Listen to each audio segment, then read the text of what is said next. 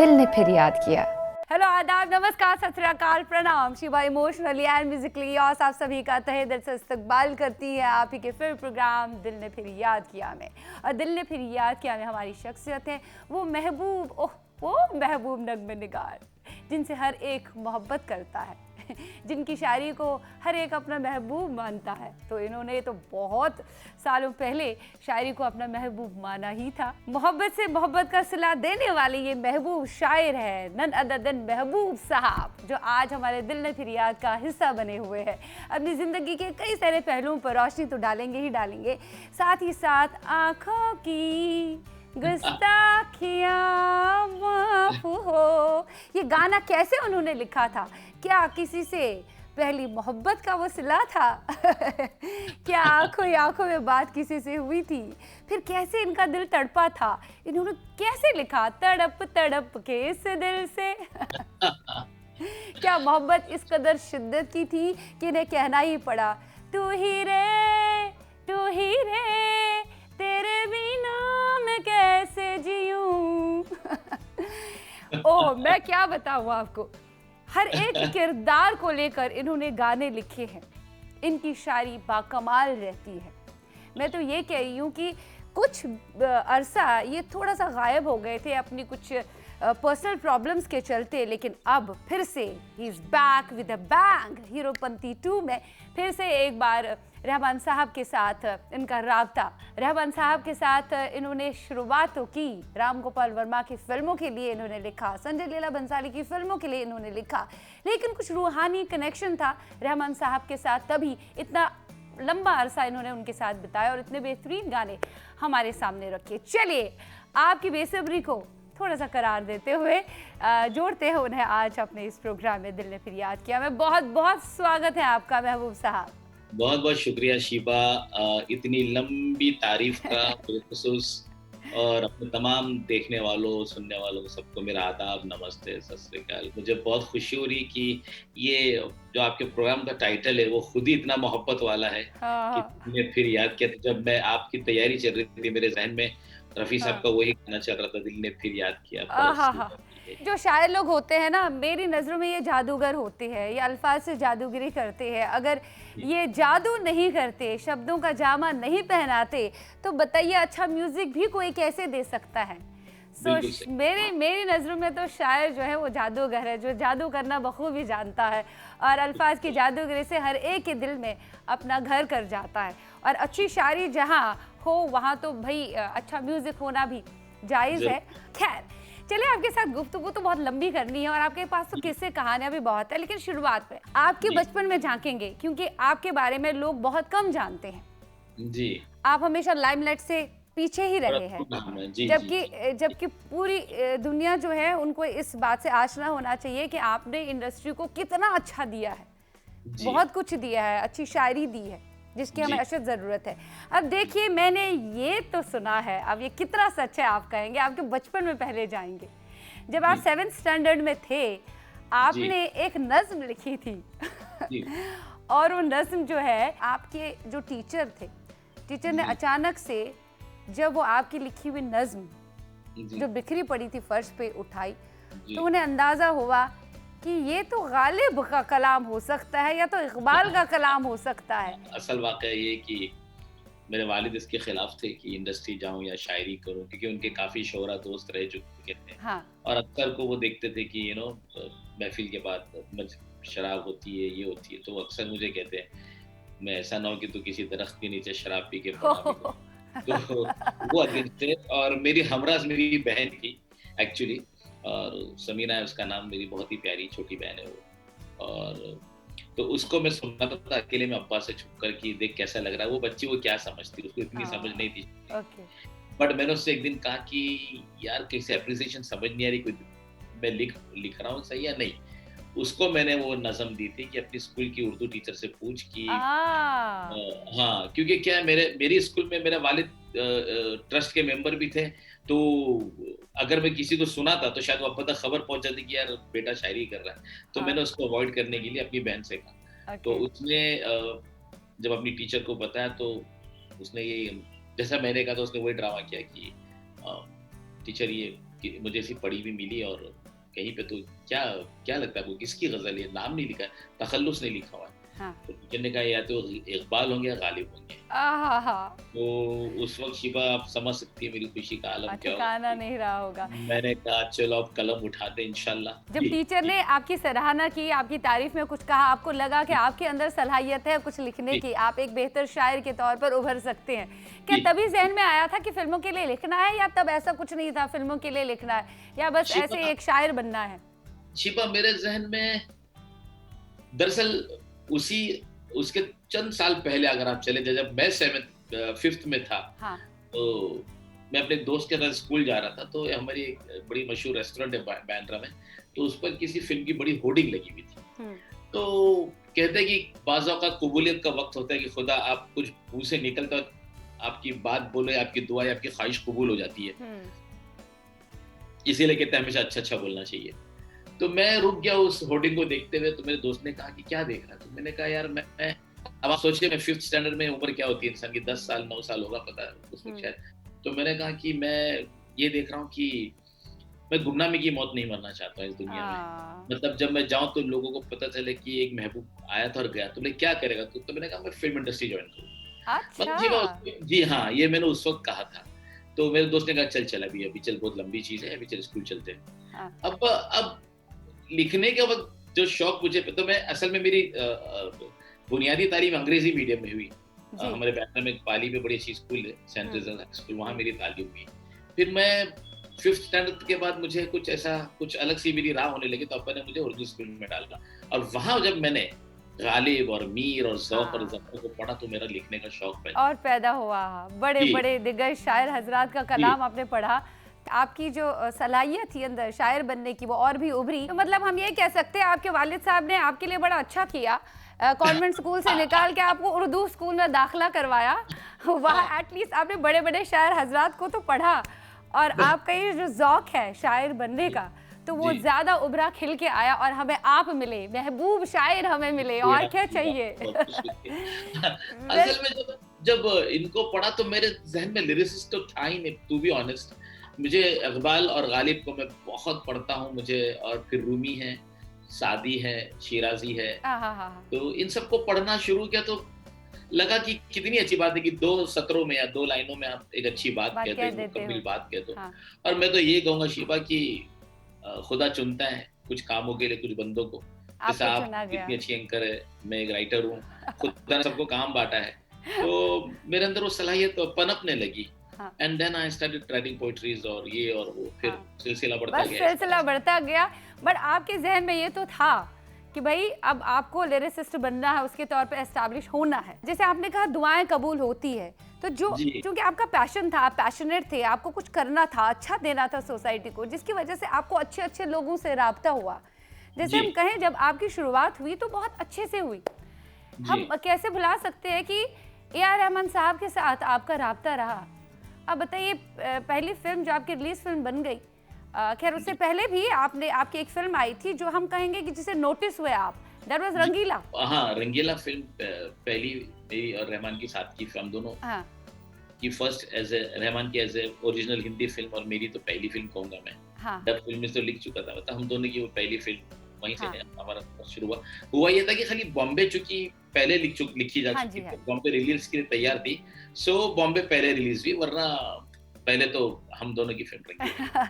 हाँ, बॉम्बे को हम नहीं कहेंगे क्योंकि वो डब्ड फ़िल्म थी। जी, वही कह रहा हूँ मैं, हम इसलिए रिलीज़ उसको पहली हिंदी रिलीज़ आपकी अगर कहें, जी, रिकॉर्ड्स के मुताबिक that is Rangeela only. That खैर इज़ रंगीला। रंगीला के सभी गाने हिट हुए थे। इनफैक्ट जी, ये भी मैंने सुना है कि आपकी खुशी का एक बार फिर से ठिकाना नहीं रहा जब आनंद बख्शी साहब जिनके आप बहुत बड़े फ़ैन रहे हैं, उन्होंने ये कहा था, मेरे बाद अगर कोई शायर मैंने देखा है जो मेरे ही हिसाब से लिखता है तो वो नन अदर देन महबूब साहब है। Is that true? जी, जी, बिल्कुल हम एक फ़िल्म कर रहे थे तो रजत बरजाटिया मरहूम जो सूरज जी के भाई हैं, हम मैंने उनकी फ़िल्म लिख रहा था मैं, उफ़ क्या जादू मोहब्बत है।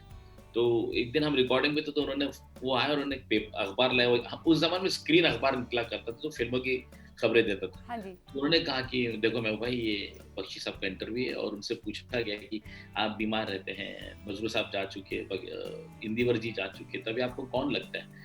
तो उन्होंने कहा कि मैं समझता हूँ कि मेरे बाद अगर कोई दे ओह! पाएगा, कोई चीज़ दे पाएगा दुनिया को, जो परसों याद रहेगी, वो महबूब है। क्योंकि वाह! जब से मैं रंगीला, बॉम्बे और हम दिल दे चुके सनम सुना हूँ मैंने, मुझे आहा! लगता है कि he is the man who will, but 2 शर्त रखी उन्होंने कि बस 2 शर्त है कि उसे अगर एक अच्छा म्यूज़िक डायरेक्टर और अच्छा डायरेक्टर मिल जाए, तो वो ऐसी आ, लिख देगा जो परसों याद रहेगी। वो कटिंग अभी भी है मेरे पास, क्योंकि मेरे लिए बहुत बड़ा अवार्ड रहा है वो। सही। बख्शी साहब की बात क्यों करें, यहाँ हम मजरू साहब की भी बात करें, उनसे भी आप काफ़ी प्रभावित थे और आप शैलेंद्र साहब से काफ़ी प्रभावित थे, हसरत जयपुरी साहब से काफ़ी प्रभावित थे। इसकी वजह यही हो सकती है कि वो आम फहम ज़बान का इस्तेमाल करते थे और उनकी जी, शायरी जो थी, उनके बोल जो थे, गीत जो थे, वो डायरेक्टली दिल को छूते थे।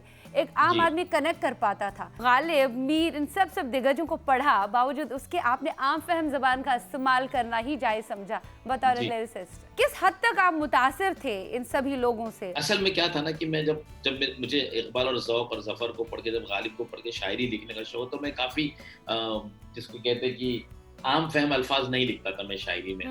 और बहुत ही गहरे अल्फ़ाज़ और डीप थॉट्स, फिर और फिर फ़लसफ़े का शौक रहा है, नफ्सियात का शौक रहा है, तो थोड़ा सा उसमें झलक आती थी। मगर जैसे-जैसे मैंने समझा कि गीत क्या होता है, जो एक आम आदमी को, फॉर एग्ज़ाम्पल मैं हमेशा एग्ज़ाम्पल देता हूँ और सोचता हूँ कुछ गाने ऐसे जो काश काश उन उन पर मेरा नाम होता, जबकि मैं ऐसा लिख नहीं सकता। वो बड़े गुरु थे, जैसे कि शैलेंद्र जी ने लिखा था कि दिल की बात कहे दिल वाला, सीधी सी बात ना आ, बोला।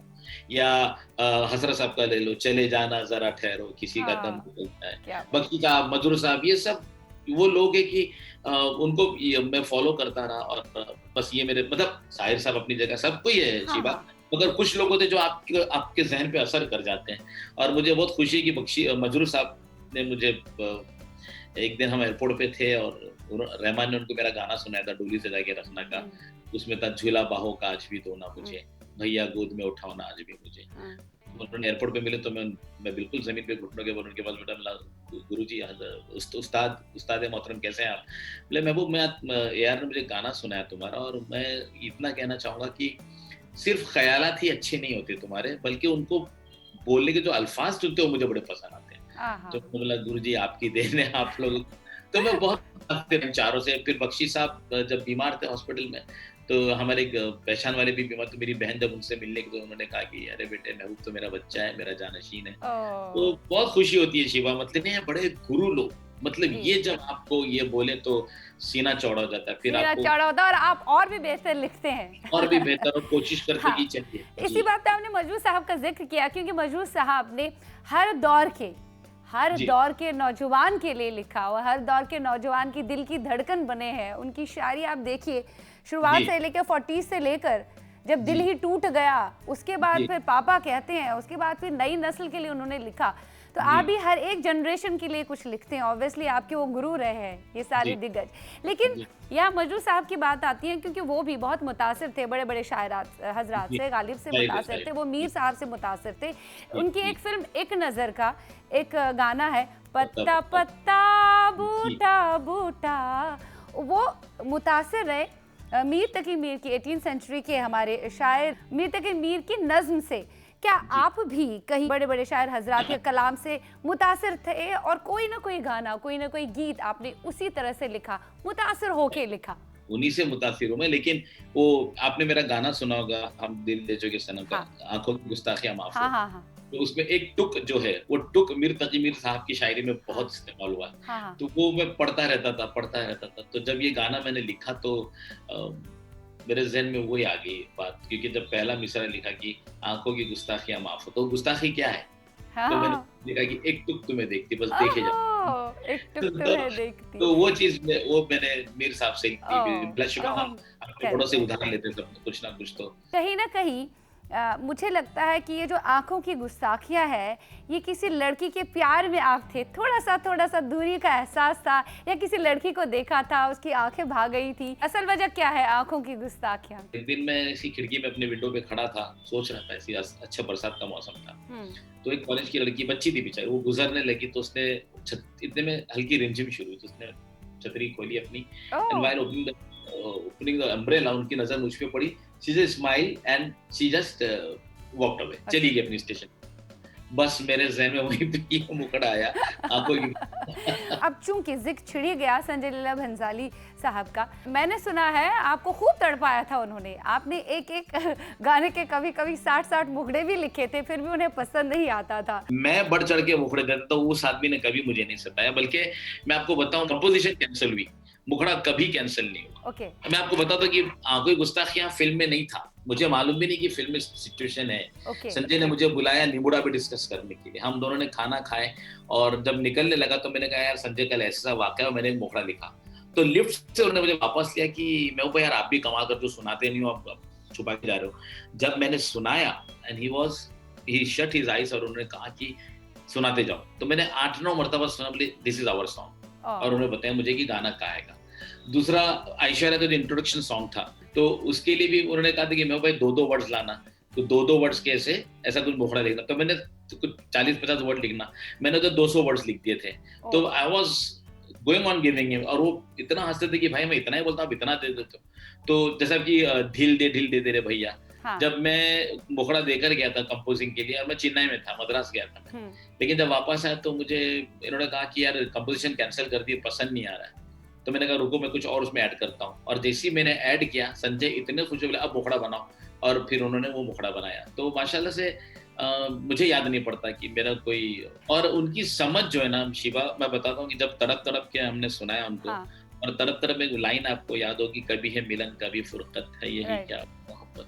तो फुर्कत में उनको सुना तो लिरिक्स में डर रहा था कि ये बोलेंगे बहुत उर्दू है, तो मैंने देखा उनके चेहरे को, मैंने कहा संजय क्या लग रहा है, बेस्ट ऑफ द बेस्ट अंतरा, आप क्या बात कर रहे हो, मतलब फुर्कत को छोड़ो, अच्छा लफ्ज है, बहुत खूबसूरत है, रहने दो।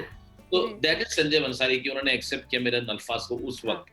तो I enjoyed working with him. खैर एक और बात यहाँ, चूंकि इस्माइल साहब भी उसमें थे, और इस्माइल साहब और आप तो बड़े लंगोटे यार, मैं कहूँगी तो गलत नहीं होगा। और मैंने ये भी सुना है कि इस्माइल साहब के साथ बैठकर आपने कई सारे गाने जो है वो लिखे हैं। वो वायलिन लेकर आते थे आपकी पेट शॉप पर, और आप लिखा करते थे, और वो स्ट्रगलिंग के दौर की मैं बात कर रही हूँ, वो वायलिन प्ले किया करते थे और आप बस लिखा करते थे। ऐसा कुछ हुआ है, और आप दोनों के दरमियान जो वो 11 साल का लंबा जदोजहद का वक्त था, तो उस जदोजहद के वक्त में कितनी फिल्में आपने देखी और क्या कुछ मस्ती आपने की है, या सिर्फ आपके शॉप पे वो आते रहते, वायलिन प्ले करते थे और आप अपनी शायरी कहते थे? आप दोनों की दोस्ती के बारे में कहें। स्ट्रगल पीरियड जो था हमारा शिबा, हम दोनों में पैशन था कि हम गाने बना के रखना चाहते थे और लोगों को सुनाना चाहते थे, और हम सुनाते भी थे। कभी अच्छे फीडबैक मिलता, कभी ठीक ठाक मिलता। और रही ये बात कि कितनी फिल्में देखी, तो आपको हंसी आएगी कि पूरे 11 साल में हमने 1.5 फिल्में देखी है। ओह, डोंट टेल मी, कोई बिलीव नहीं कर पाएगा। कैसे हम आप पे एतबार करेंगे, जो इतने बेहतरीन गाने देते हैं, वो फिल्में नहीं देखते होंगे? नहीं बिल्कुल नहीं, हमने 1.5 फिल्म देखी। 1.5 फिल्म कैसे देखी? 1.5 फिल्म, क्योंकि हमको एक पैशन था कि जहाँ उसको ब्रेक मिलता था तो वो आ जाते थे मेरी शॉप पे, वायलिन रख दिया, चलो भाई कुछ मुखड़ा दिखे क्या, देखो ये मुखड़ा है, and he would go through the मुखड़ा, ट्यून बन गई। तो हमारा इतना पैशन था, कभी कभी मैं उनके आने के पहले 4-4, 5-5 मुखड़े लिख के रखने का। जैसे कि चांद छुपा बादल में हमारा पुराना गाना, हमारा तैयार शुदा गाना था। तड़प तड़प के हमारा तैयार शुदा गाना था। हमने सिचुएशन पे नहीं बनाया, वो हमने पहले से हमारे स्टॉक में बनाए, क्योंकि क्या करेंगे अपने, हम कहते थे कि जब मौका मिले पर जहन को जंग नहीं लगने देंगे, तो हम चलो गाने बना देंगे। तो एक दिन हमारे जहन में है कि चलो द्रोह काल लिखी गोविंद निहलानी साहब की फिल्म, तो देखने जाएंगे। अब वो लास्ट शो हम गए, उस टाइम 6 से 9, 9 से 12 वो शोज हुआ करते थे, मल्टीप्लेक्सेस तो थे नहीं। तो हम गए, और आप यकीन करो शिवा कि हम फिल्म इतनी जबरदस्त हम देख रहे थे, और इंटरवल में जब हम बाहर आए चाय पीने, तो बोले यार दिल नहीं लग रहा है, गाना नहीं बनाया ना। हमने बोला हाँ यार मेरा भी दिल है, लेट्स गो। तो हम वापस दुकान पे, रात को 11:30 बजे, पूरा सन्नाटा था, चलो निकालो कुछ लिखते हैं, और हम गाना बनाए। एक वो फिल्म आदि देखी, और एक हमने गुलाम फिल्म पूरी फैमिली, क्योंकि हमारी दोनों की फैमिलीज गई थी, तो हमने बर्दाश्त किया, हमने गुलाम देखी। मतलब फिल्म अच्छी थी, हमारे लिए जल्दी निकलो ताकि गाने बनाए। तो 1.5 फिल्म देखने के हम गुनहगार है उस वक्त। मतलब हम ये कह सकते हैं इतनी बेहतरीन फिल्में आपने दी है, लेकिन थिएटर में अपनी फिल्में भी आपने नहीं देखी है।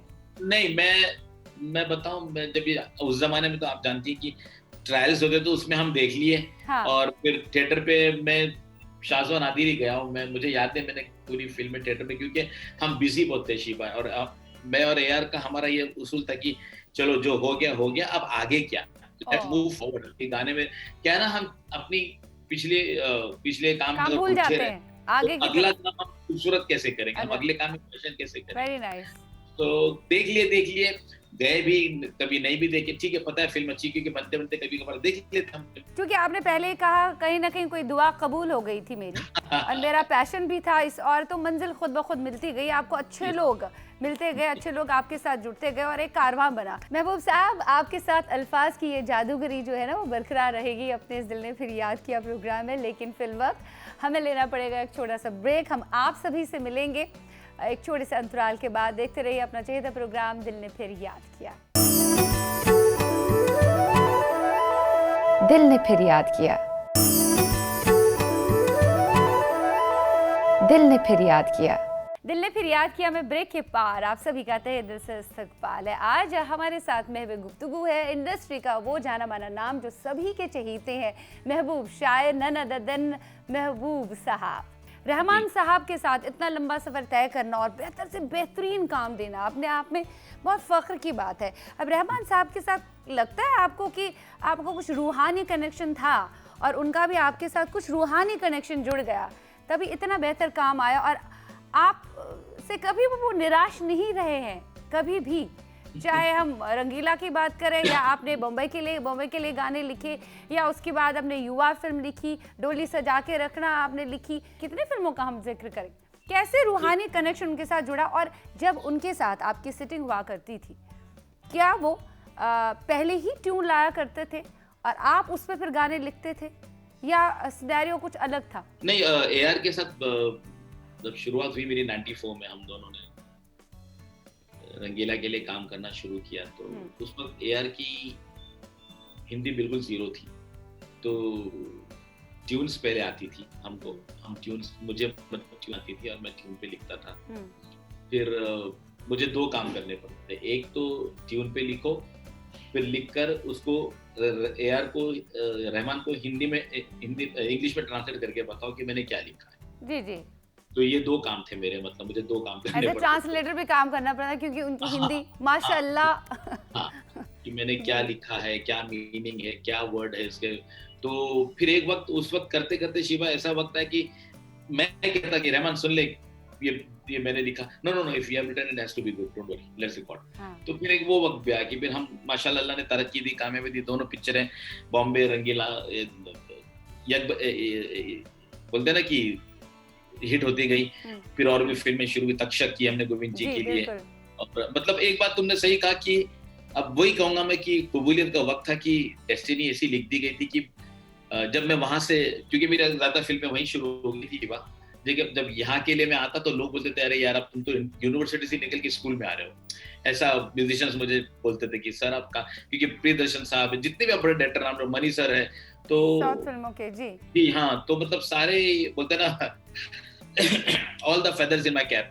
तो ये सिलसिला रहा। और रही रूहानी की बात, तो हाँ मुझे भी ऐसा लगता है कि कुछ अलग ही रिश्ता बन गया हम लोग का, कुछ अलग ही फैमिलीज भी मिल गई। और मेरी एक डॉटर है सना जो म्यूजिक कंपोजर है, उसी की रही है वो, उस रहमान ने उसको लेके गया 15 साल की उम्र में वर्ल्ड टूर के लिए, you have to sing, you have to फिर असिस्ट किया उसको, तो उसको भी बड़ी बेटी मानने लग गया, वो उनके बच्चों को, मैं अपने बच्चे, तो एक फैमिली बॉन्ड ऐसा हो गया कि अब वो इंशाल्लाह कभी ना टूटे। मौत होगी तो ही फिर खुदा अलविदा होंगे, वरना उसके पहले तो नामुमकिन है। जी बिल्कुल सही।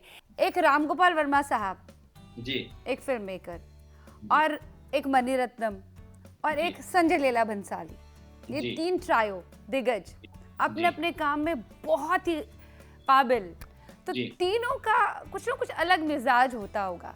जब आपकी स्टिंग संजय लीला भंसाली के साथ होती थी तो वहाँ कैसा मामला था, अब राम गोपाल वर्मा के साथ आपकी सिटिंग है तो वहाँ कैसा समा होता था, फिर मणिरत्नम साहब वहाँ कैसा समा होता था। सो इन तीनों के बारे में किस तरह से आप बयां करना चाहेंगे? मैं बताऊंगा। ये शिवा बहुत ही बेहतरीन सवाल पूछा तुमने, ये अभी तक किसी ने ये पूछा नहीं था। ये तीनों अपने आप में एक इंस्टीट्यूशन है, मैं इतना कहूँगा।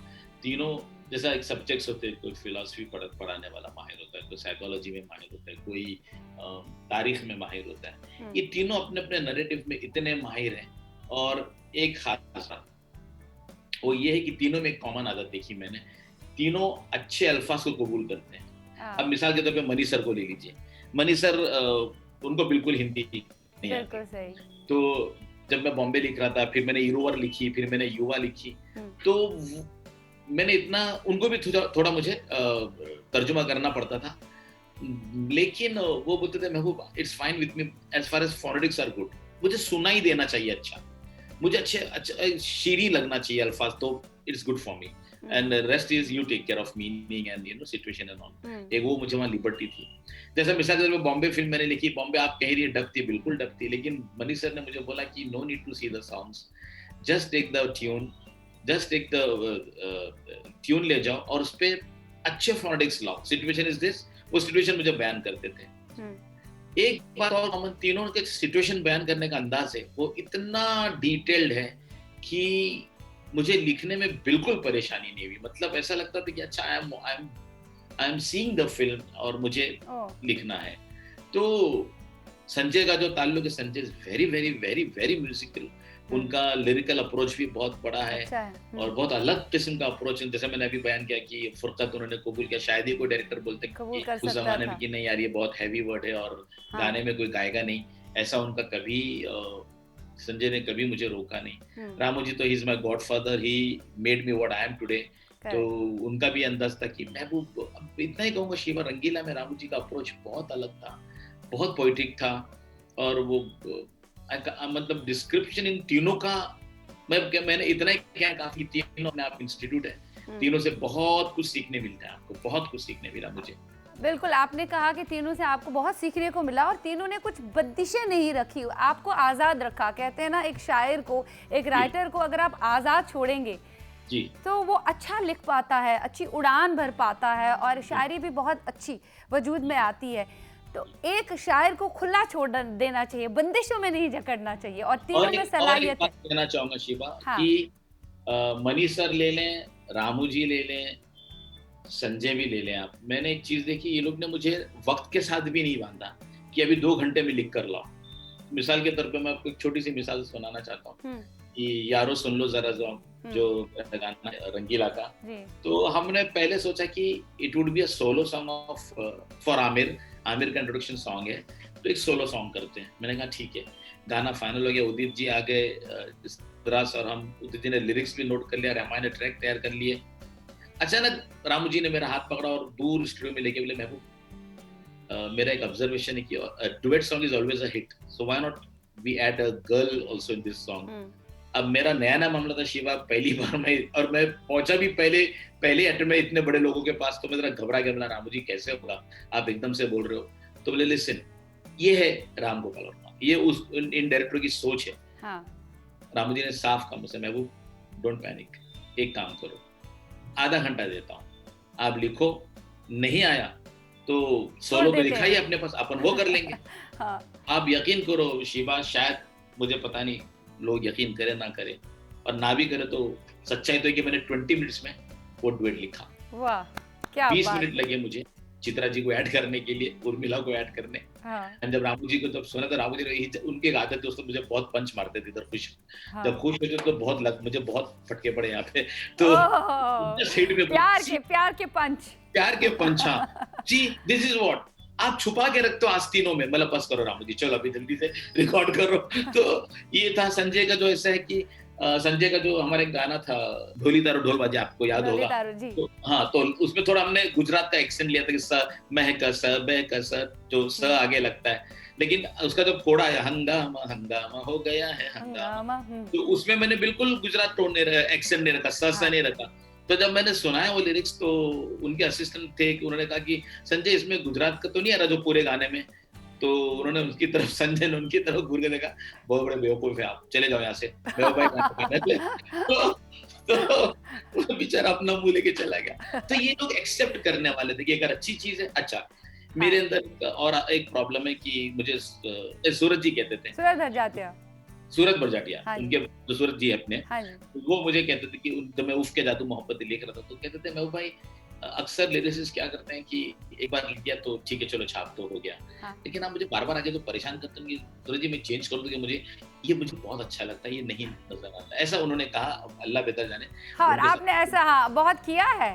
हाँ, आपने मैंने मनीष सर के आपने साथ भी हाँ, किया है। कि भाई नहीं ये लफ्ज़ अच्छा नहीं लगता कि फाइनल होने के बावजूद कि नहीं इसको चेंज करें तो, और उन्होंने एक्सेप्ट भी किया। अब देखिए आपको कितने ये अच्छे लोग मिले हैं। ये दैट इज़ बड़ी कॉल्ड बात है। क्रिएटिविटी।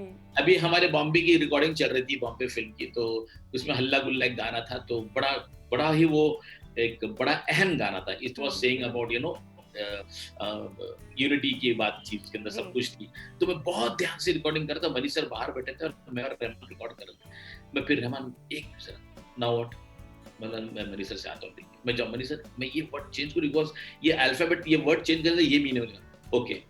जब तीसरी बार मैंने बोला तो रहमान ऐसा स्टूडियो में, महबूब गो एंड आस्क वंस यार, थक गया, तू पूछ ले जो पूछना है। तो फिर मैं गया मनीष सर, तो मनीष सर को जब मैंने कहा तो मनीष सर ने सुना, बहुत कूलली सुना, बड़े कूल माइंडेड थे वो। बोले महबूब now third time you have come here, do one thing, आपको जो अच्छा लगे आप चेंज कर लो, मेरी तरफ से पूरी आजादी है। अब रंगीला का आपने जिक्र किया, एक और बात आ गई, क्या करे क्या ना करे ये कैसी मुश्किल है, कोई तो बता दे इसका हल्लो मेरे भाई। आप खुद तजब्जुब में थे, क्या करूं मैं, क्योंकि पसंद नहीं आ रहा था उनको, क्या करूं यार, क्या करूं मैं क्या ना करूं, ऐसे बन गया। एआर ने मुझे जब ट्रैक दिए, उस जमाने में आपको पता होगा कैसेट्स होती थी, कैसेट हम वॉकमैन में लगा के हम सुन के उस पे लिखा करते थे। तो रामू जी ने जब ट्यून फाइनल की तो मुझे दिया, तो कहा कि महबूब I am giving half an hour, मैं मनी से मिल के आता हूँ। मनी से वो लोग एक दोस्त है ना उनका पुराना, तो तब तक आप कोशिश करो कुछ लिखो। यही मैं कह रहा हूँ शिवा, कोशिश करो, लिखो, देखो क्या आता है, वरना फिर कल देखेंगे। तो ये जो एक हिम्मत मिलती थी ना, एक आसानी की, यार take your time, think good. Ramu ji गए तो यार का जो लिविंग रूम था उसमें एक केन का स्विंग होता है जो मुझे बहुत पसंद था, तो यार उस पे बैठे हुए थे, तो मैं अंदर गया, तो यार बोले क्या हुआ, मैंने कहा यार रामू जी ने कहा मैं आता हूँ, आप देख लो, खुद लिख लो। तो यार immediately go from the swing, बोले चल तेरा तख्त संभाल ले, मैं अंदर ट्रैक देखता हूँ। अब वहां मैं एक मुखड़ा लिखा शिवा जो मुझे खुद पसंद नहीं आया। मुझे लगा क्या लिखा, जैसा कि मैंने अभी बताया कि मेरी एक सोच चलती रहती कि और बेटर से बेटर, करेक्ट, तो दूसरा लिखा। अब दूसरा भी मुझे ऐसा लगा कि क्या सुना रहा मुझे, ये बैठ नहीं रहा, अच्छा नहीं लग रहा है। और वहां मेरे जहन से अपनी कंडीशन, अपने तजर्बे के लिए निकला, क्या करे क्या ना करे समझ नहीं आ रहा। एंड सडनली आई फेल्ट, अरे ये तो सिचुएशन है हमारी, और मैंने क्या करे क्या ना करे, कैसी मुश्किल। मोस्ट ऑफ द टाइम आपके डमी लिरिक्स जो है वो फिल्म मेकर्स ने सिलेक्ट कर लिए, मोकड़ा बन गया, और उसके बाद फिर अंतरे शुरू। वो फिर अंतरे में भी ऐसा हुआ कि मैंने बड़ा पोएट्री लिखा था, वो पहला अंतरा था बिलखुसूस, पहला अंतरा की मैंने ये लिखा था कि आसमां से तारे चुरा लूं, चांद से उसकी रोशनी, समथिंग सूरज को उसका रुख मोड़ वगैरह वगैरह। हमने रिकॉर्ड भी कर लिया, हम आ भी गए बॉम्बे। अचानक रामू जी का फोन है कि महबूब आमिर जो गुंडे का रोल प्ले कर रहे हैं और उनके लिए ऐसी पोएट्री बोलना, सेकंड अंतरा इज फाइन लेकिन फर्स्ट अंतरा मुझे नहीं ठीक लग रहा। मैंने कहा मुझे, मैं सोच रहा था कि बहुत ही ज्यादा हाई लैंग्वेज मैंने इस्तेमाल किए, तो come on let's take the flight tomorrow will go. फिर मैंने बोर्डिंग कार्ड पे जब हम फ्लाइट में थे तो रामू जी ने बोले बैठे तो कुछ सोचो, मैं वो लेट्स सी ना ओके, और मैंने बोर्डिंग कार्ड पे फिर वो पूरा गाना रोज हम सोचता यही, आज हमको वो अगर मिल जाए कहीं, तो ऐसा बोलेगा साला वैसा बोलेगा, खुल्ला खुल्ला दिल मेरा, ऐसा फिर वो लिखा। तो हम गए, मुझे रिकॉर्ड किए, उदित जी को बुला के। जी महबूब साहब, थोड़ा सा विराम देना पड़ेगा अपनी गुफ्तगू को हमें, हम मिलेंगे एक छोटे से अंतराल के बाद। देखते रहिए अपना चहेता प्रोग्राम दिल ने फिर याद किया। दिल ने फिर याद किया, दिल ने फिर याद किया, दिल ने फिर याद किया में आज की हमारी शख्सियत है हिंदुस्तानी सिनेमा का वो नाम जिनके अंदर जादू भरा है, जो अल्फाज से जादू करना जानते हैं। ये वो लेखक है, ये वो नग़्मे निगार है जो कहानियाँ बुनते हैं, कहानियाँ लिखते हैं, लेकिन गीतों के रूप में। ये है सबके महबूब शायर नन अदर देन महबूब साहब। ब्रेक के पार हम आप सभी से मिल रहे हैं, आइए करते हैं कुछ और गुफ्तगू महबूब साहब के साथ। हर एक शायर को इस तरह के लोग नहीं मिलते, इस तरह के लोगों से राब्ता नहीं होता, तो वो बेचारे घुटते रहते हैं, चलो जो चलता है होने दो। बट आपका जो पहले भी मैंने फिर जिक्र करूंगी, दुआ कबूल हो गई थी, जी जी जी रूहानी कनेक्शन सबके साथ जुड़ गया था और आपकी एक जी अच्छी टीम हुई, तो वो टीम अभी भी चल रही है, इसी वजह से आपके बेहतरीन बेहतरीन गाने हमारे सामने आए। खैर, और एक गाना है जिसका जिक्र मैं करना चाहूंगी, खुदा हाफिज, अच्छा शुक्रिया मेहरबानी, शुक्रिया मेहरबानी, पल दो पल क्या मिले, मिल गई परेशानी, समथिंग लाइक दैट, युवा जी फिल्म का। अच्छा, मुझे ये बताइए कि खुदा हाफिज, शुक्रिया, मेहरबानी, इन सारी चीज़ों के तो आम फैन ज़बान में हम इस्तेमाल करते हैं, इन सब को उठा के गाना बना दिया। बताइए, कोई सोच सकता है ये कैसे बना ये गाना? मैं मनी सर यार हम लोग तीनों बैठे कि अब ये सिचुएशन है। अब उसमें क्या था कि मनी सर ने जो मुझे नरेट किया था वो ये था कि विवेक जो है दिन भर करीना को घुमाते हैं कैलकाटा, हाँ और जब उनको करीना को बस में बैठाते तो वहां से गाना शुरू होगा। हाँ तो हम तो क्या शुरू करें, तो ये और बात है कि फिल्म में उल्टा हो गया कि पहले वो गाना गाते हैं, लेकिन सिचुएशन नहीं थी मेरे पास, तो मैंने कहा यार, तो हम तीनों बैठे थे। और शिवा, मैं बताता कि जैसे बार बार कह रही कि खुशकिस्मत हूं मैं वाकई में इन दिग्गजों के साथ बैठना और खुद भी इनसे एक नाम लेना। तो हम तीनों बैठे थे, मैं मनी सर, उस वक्त मेरे पास मोबाइल ऐसे कैमरा वाले नहीं थे, नहीं तो मैं फिल्म पिक्चर काफी ले लेता उस वक्त। तो हम तीनों बैठे थे कि क्या करें क्या। तो मेरे जहन में यह बात है कि यार, जब आप विदा होते किसी से, जब आप जुदा होते तो आप क्या बोलते हो? चल यार, खुदा मेहरबानी, हाफिज। शुक्रिया, थैंक यू, हाँ सो बड़ा खूबसूरत मंजर था। मैं मनी सर को देख रहा हूँ, रहमान को, दोनों बोले क्या क्या क्या, do you have something in mind? ना money sir, when you part ways तो आप क्या बोलते हैं किसी को? तो बोले क्या बोलते हैं? मैंने कहा खुदा हाफिज, शुक्रिया, मेहरबानी। दिस इज और खुदा हाफिज, शुक्रिया, मेहरबानी, इन सभी को इस्तेमाल किया आपने और एक गाने में लाया, और इतना खूबसूरत गाना, और साथ में ए रहमान साहब की धुनें, माय जी गॉड। बिल्कुल और उनको बिल्कुल, तो शायरी अच्छी चाहिए ही चाहिए, बिना अच्छी शायरी के तो वो आगे ही नहीं बढ़ेंगे और नहीं नहीं हाँ भी सवाल नहीं कहेंगे फिल्म नहीं, को। नहीं, हम भी नहीं देंगे।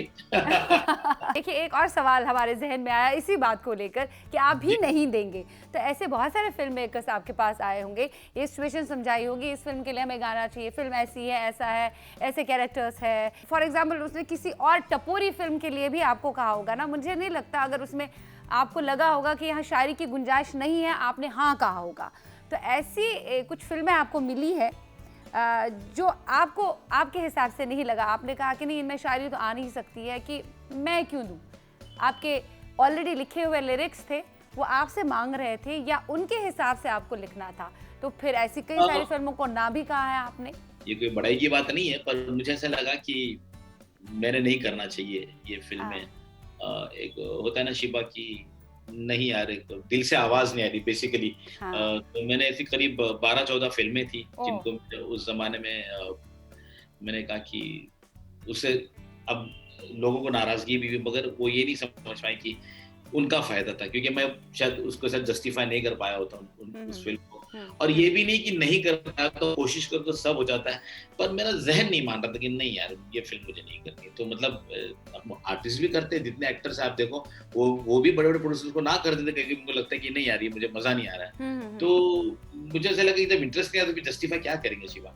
सो I had refused 12-13 films. 12-13 films में कि बड़ी फिल्में भी रही? हाँ, आप छोड़िए वो जिक्र, अब जो भी है, लेकिन आप करना नहीं चाहेंगे। नहीं, क्योंकि जैसे आपने क्या पहले ही कहा कि पुरानी बातों को हम भूल जाते हैं, दोहराते नहीं, हम आगे का सोचते हैं, जो हो गया वो तो नहीं, सपना था। दूसरी बात मैं बताऊंगा तो उनके भी दिल दुखेंगे, फिर मुझे भी ऐसा होगा कि यार छोड़ो ना, अभी वो जो गुजर गया उसे भूल जा, जो चला गया उसे भूल जा, उसे अभी भूल आगे जा। क्या पूछते हैं। हाँ, तो इसलिए पर्पस वही है कि हाँ, ये बात जरूर है कि अच्छा लगता तो फिर आपने देखा कि काम कैसा हुआ है, ये तो हाँ सबूत इस बात का कि when you are involved, you love the script, you like this thing, the situation basically, तो मजा आता है गाने लिखने का। हाँ और फिर एक अच्छा डायरेक्टर, जैसा कि बख्शी साहब ने कहा था मरून ने कि अगर इसको डायरेक्टर और म्यूजिक कंपोजर अच्छे मिल जाए, सिचुएशन अच्छी मिल जाए, तो ये बहुत कुछ लिख जाएगा। तो वो बात आपने अपने जहन में रखी, आपने कहा वो कटिंग भी आपके साथ है, तो आप बार बार उसको पढ़ते होंगे और बार बार अपने आप का एहसास दिलाते होंगे। नहीं, बख्शी साहब ने कहा था एक अच्छा म्यूजिक डायरेक्टर, एक अच्छे शायर को अगर मिले तो चार चांद लगा सकता है, साथ ही फिल्म मेकर, हाँ, and a good situation, and a music director as well, जो उनकी फिल्मों को मिले। आपने वही राह पकड़ी, उसी राह को आपने चुना, और देखिए आज आप कहाँ हैं। भले ही बीच में आपने अपनी निजी जिंदगी लेकर थोड़ा किनारा कर लिया, लेकिन फिर भी आप बैक विद अ बैंग, और अभी भी आपके वो गाने जो 90s के आखिरी दौर में बने थे, आज भी देखिए नौजवान दिलों की धड़कन बने हुए हैं। ये बूंदों से बातें, ये खामोश रात, ये हाँ, ये खामोशी से मुझे याद आ गया, खामोशियाँ भी गुनगुनाती रही हैं आपके गानों में। खामोशियाँ गुनगुनाने जी लगी, जी जी जी तन्हाइयाँ मुस्कुराने लगी। जी खामोशियाँ, तन्हाइयाँ, इनका अक्सर आपने इस्तेमाल किया अपने गानों में। और तन्हा का भी, तन्हा तन्हा यहाँ पे हाँ जीना, ये भी कोई बात है। मतलब जी जो हम आम फहम ज़बान में लफ्ज़ इस्तेमाल करते हैं, उन्हें आपने बहुत ही खूबसूरत जगह दी है अपने जी गानों में। और जी आपके गाने खुद ब खुद बोलते हैं, आपके दिल की ज़ुबान है वो। अब जी खामोशियाँ गुनगुनाने लगी, इतना खूबसूरत गाना। तो ये किस तरह से बना? क्या वाक़ई में आपकी ज़िंदगी में कहीं न कहीं आप अपने आप से सवालात पूछने के लिए खामोशी इख्तियार करते हैं और फिर बेहतर लिरिक्स भी बनते हैं? तन्हा रहना एक शायर का किस हद तक, थोड़ी स्पेस किस हद तक जायज़ है?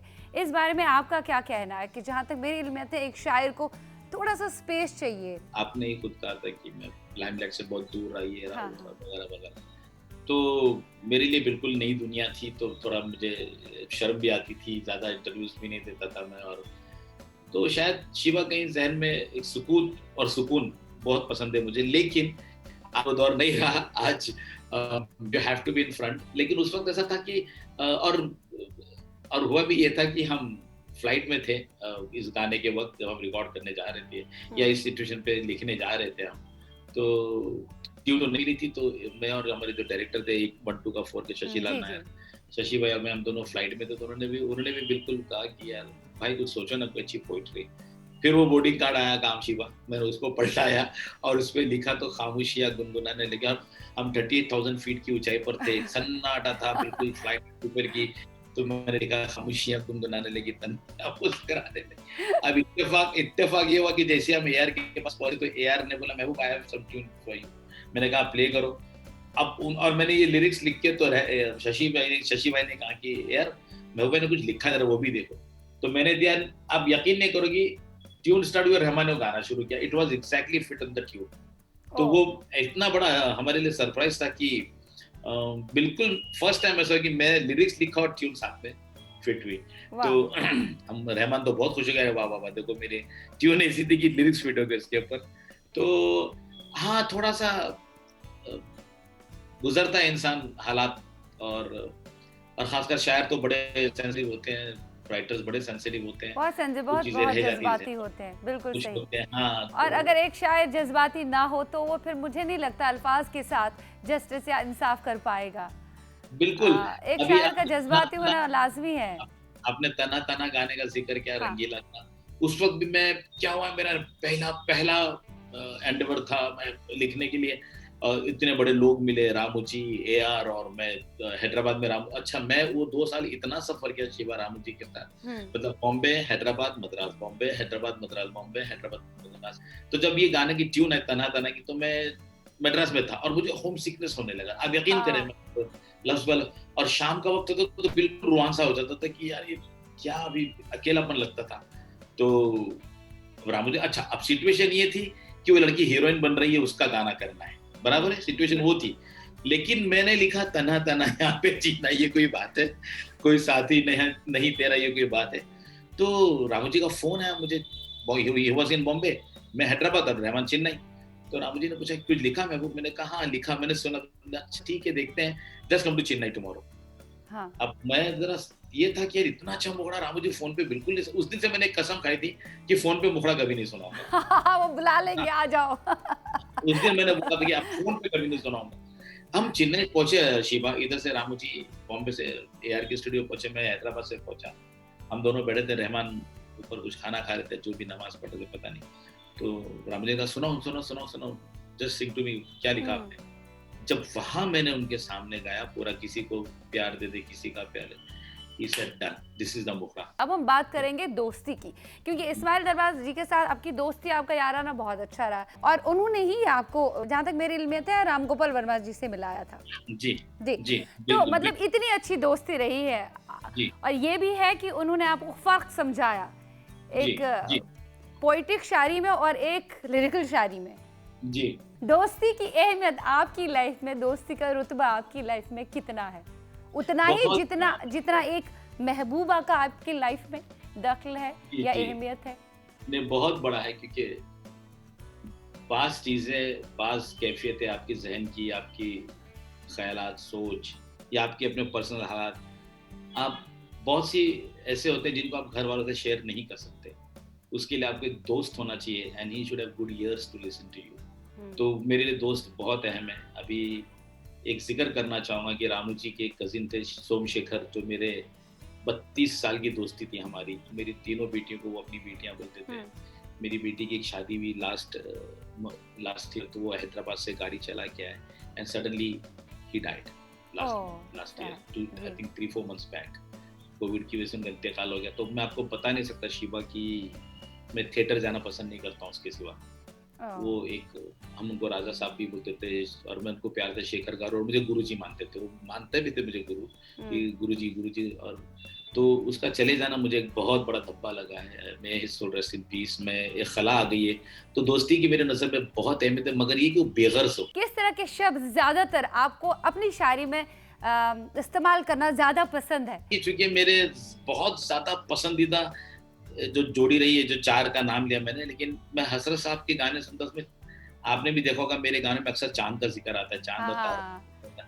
तो वो मेरा इंस्पिरेशन। मुझे क्या था, नशीबा हमारी एक गैलरी थी, हुआ करती थी उस जमाने में, बड़ी लंबी चौड़ी, में वहाँ अपना बेड लगाता था और रात को वॉकमैन पे गाने लगा के, जब मैं यंग था, मतलब कॉलेज जाता, तो मैं बाहर चांद तारों को देख के, मुझे रात को जागने की आदत तब से थी, मैं सुनता था और गाने सुनता था। तो वो चीज़ मेरे अंदर आ गई कि अक्सर मेरे गानों में कुछ चांद और तारे मिलेंगे, बट ऐसा नहीं है, जो भी सिचुएशन मिलती है we try to justify them with simple lyrics. लेकिन आपके गाने चांद और तारों से बढ़कर है। आपने रोशन किया है हमारी इंडस्ट्री को अपनी शायरी से, अपनी नगमे निगारी से। आपने सिर्फ चांद का जिक्र किया, मुझे तो लगता है आपको सुबह भी बहुत पसंद है।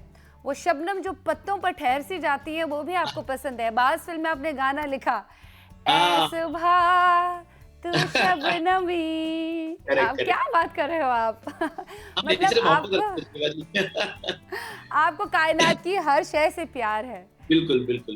चाहे वो बारिश की बूंद है, चाहे वो शबनम का कतरा है, चाहे वो बहता दरिया है, चाहे वो उगता सूरज है या डूबते सूरज का मंजर है। आपको खुद से प्यार है, इसी वजह से आपको अच्छे अल्फाज भी मिलते हैं, जहन में आते हैं और अल्फाज को आप प्यारे हो जाते हैं। तो आप सबके महबूब शायर हैं। मैं चाहती हूँ कि शायरी भी इसी तरह से आपके साथ मोहब्बत करती जाए और आपके जहन में अच्छे अल्फाज लाने का काम करें। बहुत अच्छा लगा आपके साथ बात करते हुए। बस आपके साथ हमारी मोहब्बत है, शायकीन की मोहब्बत है, इसी वजह से आप महबूब शायर हर एक के हैं। बहुत बहुत शुक्रिया महबूब साहब। मैं उम्मीद करती हूँ आज का दिल ने फिर याद किया प्रोग्राम आपको महबूब शायर महबूब साहब के साथ बेहद पसंद आ गया होगा। अगली शख्सियत के साथ हाजिर हो जाएंगे अपने अगले दिल ने फिर याद किया में, और उनकी ज़िंदगी के मुख्तलिफ ज़ावियों के ऊपर हम बातें करेंगे, रोशनी डालेंगे। तब तक के लिए अपना ध्यान रखिएगा, खुश रहिए, खुश मिजाजी से काम लीजिए, साथ ही साथ अच्छी फिल्में और अच्छा संगीत और अच्छी शायरी पढ़ना ना भूलें। मिलेंगे हम नए अवतार में, तब तक के लिए अपना ध्यान रखिएगा। रब राखा, खुदा हाफिज, बाय। दिल ने फिर याद किया।